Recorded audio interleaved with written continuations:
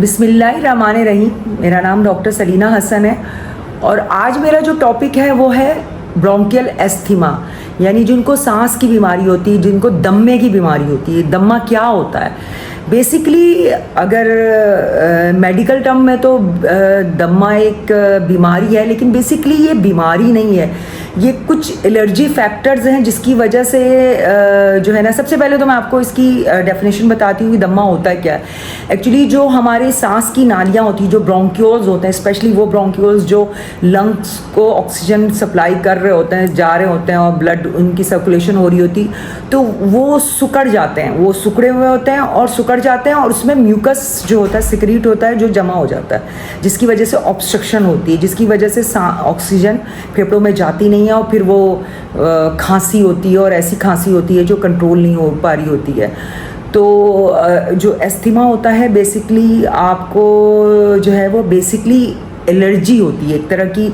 अगर asthmatic patient को आप कराची से बाहर ले आ जाएंगे जहाँ डस्ट नहीं है, पोलन नहीं है, चीज़ें नहीं है, तो वो काफ़ी बेहतर हो जाते हैं। तो बेसिकली जो एस्थमा है उनको, एस्थमेटिक मरीज़ को जो ट्रिगर फैक्टर होता है, ट्रिगर फैक्टर वो फैक्टर जिसकी वजह से उनका जो ब्रोंक्यूल है वो सिकुड़ जाता है, उसमें सिक्रीशन जमा हो जाता है, जिसकी वजह से उनका एस्थमेटिक अटैक बढ़ जाते हैं। आपको पता होना चाहिए कि आपको क्या करना है, तो वो ट्रिगर फैक्टर से अवॉइड करना है। सबसे पहले खाने में देखना है कि आपको किस खाने से, आपको चावल से, अंडे से, किस चीज़ से एलर्जी जिसकी वजह से आपका एस्थमा का एपिसोड बढ़ जाता है, आपको खांसी शुरू हो जाती है, आपको एस्थमा हो जाता है। सबसे पहले खाने में देखना, आपको अपना देखना, किसी और का नहीं, आपको क्या सूट करता है। कुछ खाने ऐसे होते हैं जिससे आपका बढ़ जाता है एस्थमा और सांस वो हो जाती है। दूसरा, पेट देखना है कि अगर घर में कोई पेट है, जैसे बिल्ली है, कुत्ता है, और उनकी वजह से तो नहीं हो रहा है, तोता है, परिंदे हैं, उनकी वजह से तो नहीं हो रहा है, या उनके बहुत क्लोज तो नहीं है। अगर वो घर पे हैं और आप उनका कोई काम कर रहे हैं तो आप मास्क लगा के भी कर सकते हैं, क्योंकि बाज़ दफ़ा बच्चों के लिए आपको पेट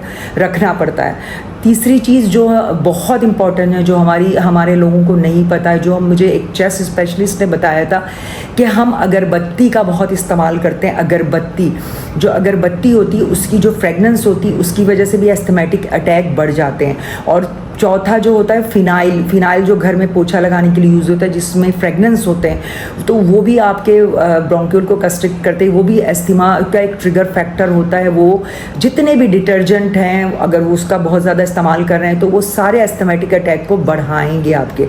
और आखिरी में जो एक और चीज़ है, पोलन ये होता है कि जैसे आपके जो एनवायरनमेंट पे जो डस्ट होती है, पोलन होता है, वो आपको ट्रिगर फैक्टर करता है। जैसे अभी हवाएं चल रही हैं या मौसम ऐसा हुआ है जिसमें पोलन बढ़ गया है, जिसमें आपके डस्ट बढ़ गए हैं, ये भी आपके एस्थमेटिक अटैक को बढ़ाते हैं।